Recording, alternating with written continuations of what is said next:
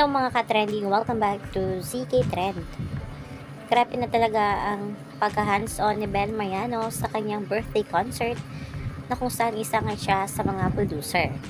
Nakipag-meeting nga kahapon si Bel sa lahat nga ng bumubuo ng concert para nga makapagbigay ng concert na talagang swak na swak sa lahat na ng manonood.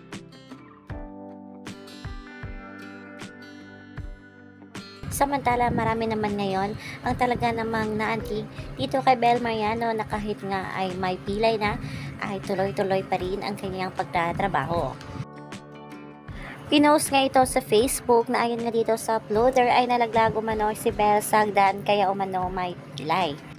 Ayon nga dito sa isang bula sa Facebook, behind those smile was an injured, hardworking woman, just to give us a quality show for her concert.